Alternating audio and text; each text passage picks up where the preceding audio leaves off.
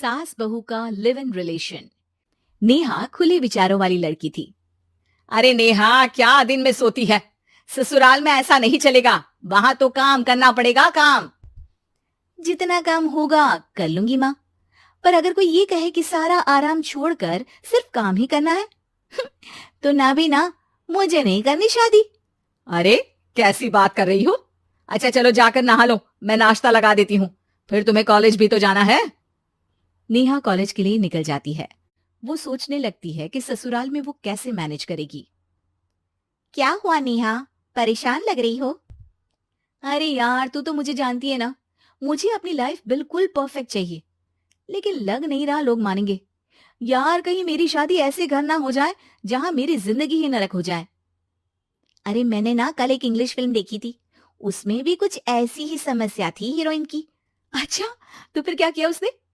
उसने तो अपने होने वाले पति से साफ साफ कह दिया कि वो पहले उसके घर कुछ दिन तक बिना शादी के रह कर देखेगी, और अगर ठीक लगा तो ठीक, वरना तेरे मेरे रास्ते अलग। अरे हाँ यार, ये तो बिल्कुल सही आइडिया दे रही है तू मुझे। चल मैं तो चली, थैंक्स यार, तूने मेरी प्रॉब्लम सॉल्व कर दी।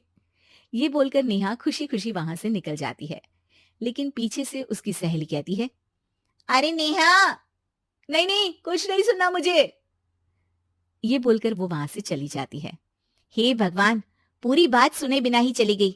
अरे वो तो विदेशी फिल्म थी, वहां सब चलता है, लेकिन ये तो भारत है, सभ्यता और संस्कारों वाला देश, जहां शादी से पहले लड़की को ससुराल में नहीं रखा जाता। खैर, नेहा मस्त होकर घर आती है। नेहा, कल तुझे लड़के वाले देखने आने वाले हैं, और हाँ, इस बार कोई बहाना नहीं चलेगा। हाँ हाँ, आने दो आने दो, मैं तैयार हूँ शादी के लिए। अगले दिन लड़के वाले आते हैं, जहां लड़का कहता है, मुझे अकेले में लड़की से कुछ पूछना है। हाँ हाँ, क्यों नहीं बेटा, जाओ नेहा, घर तो दिखा दो इन्हें। नेहा भी खुश हो जाती है कि उसे मौका मिल गया है लड़के से अपनी शर्त रखने का। देखो, मुझे ना शादी से बहुत डर लगता है। पता नहीं कैसी लड़की आए, तालमेल बना पाए कि नहीं मेरे परिवार से। मैंने कई घरों में रोज का क्लेश होते देखा है। तुमने तो मेरे दिल की बात कर दी। मैं भी यही सोच रही थी कि भाई सास तो अच्छी होनी चाहिए, पति सपोर्ट करे ना करे, रहना तो पूरे दिन सास के साथ है। लेकिन मेरे पास ना इसके लिए एक बहुत अच्छा आइडिया है। अच्छा, कैसा आइडिया? क्यों ना शादी के पहले मैं कुछ दिनों तक तुम्हारे घर आकर रह लूं, तुम लोग मुझे समझ लेना, मैं तुम लोगों को समझ लूंगी। ठीक लगा तो शादी, वरना टाटा बाय बाय। क्यों? लड़के को नेहा की बात में दम लगता है। वो घर के सभी लोगों के सामने नेहा की बात रखता है। अरे पागल हो गई है क्या? ये कैसी शर्त है? अरे शादी से पहले मैं क्यों तुझे किसी और के घर भेजूंगी रहने? अरे लड़की के ख्याल तो 20 साल आगे के हैं, इतनी भी खुले विचारों वाली लड़की नहीं चाहिए हमें। अरे माँ, क्या बुरा और गलत बोल रही है ये?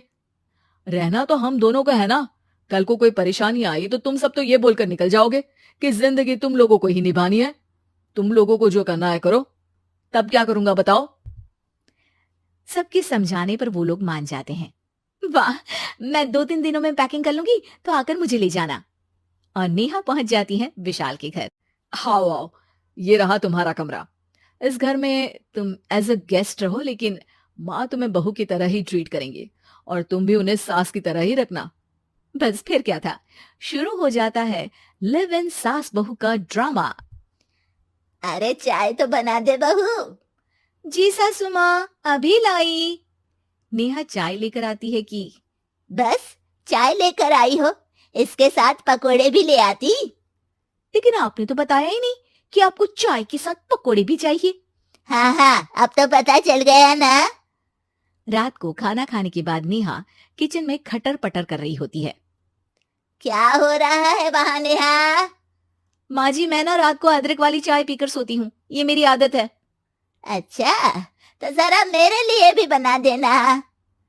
दोनों सास बहू रात को चाय पीती हैं। अगले दिन नेहा, मैं मंदिर जा रही हूँ, मेरी साड़ी निकाल कर बेड पर रख दे। नेहा सास के लिए साड़ी निकाल कर रख देती है। वो देखती है कि उसके आने के बाद से सास ने घर का कोई भी काम करना छोड़ दिया है। यार मैं क्या करूं? ऐसा ससुराल तो मुझे नहीं चाहिए था जिसमें मैं ही सारा काम करूं। मैं तो ऐसा घर चाहती हूँ जहां सास और बहू दोनों मिलकर किचन में काम करें। हे भगवान, रात को चाय पी ली, पेट में गैस बन गई, अब तो चला भी नहीं जा रहा है। मुझे तो ऐसी बहू चाहिए जो हेल्थ के प्रति कॉन्शियस हो, क्योंकि वो ठीक रहेगी तभी तो मैं ठीक रहूंगी। दोनों समझ जाती हैं कि वो लोग एक दूसरे के लिए नहीं बने हैं। अगले दिन नेहा, जरा चाय तो ले आना।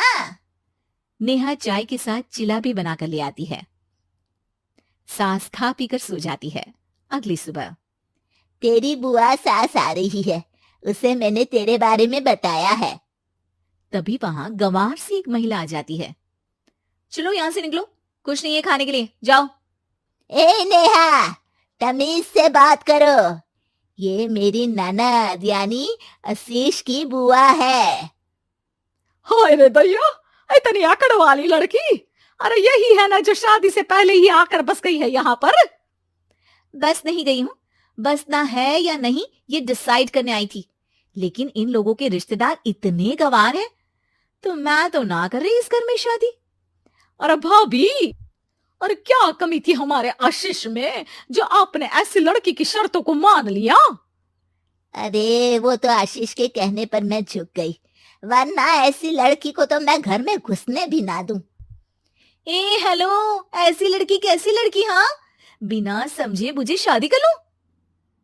अब तो समझ गई ना कि हम लोग गांव के हैं। भाभी को खाट पर सोना और रिश्तेदारों का गांव से आना जाना तो लगा ही रहना है इस घर में। हाँ हाँ, मैं तो किसी मॉडर्न घर में शादी करूंगी। ये बोलकर नेहा वहां से चली जाती है। अपने घर में आकर नेहा कहती है, ना माँ ना, लिव इन में रहकर देख लिया, ये गांव के लोगों का कोई भरोसा नहीं है। खैर, नेहा की शादी एक मॉडर्न घर में हो जाती है, जहां सास कहती है, हे नेहा, मैं टेनिस खेलने जा रही हूँ, आओ तो जूस बनाकर रखना, और हाँ, वॉलनट्स और ओट्स भी बना लेना। जी माँ। माँ मॉम बोलो डार्लिंग, माँ इज ओल्ड फैशन। बेचारी नेहा सर पर हाथ रख लेती है। हे भगवान, ये सास तो सास ही होती है, गांव की हो या शहर की।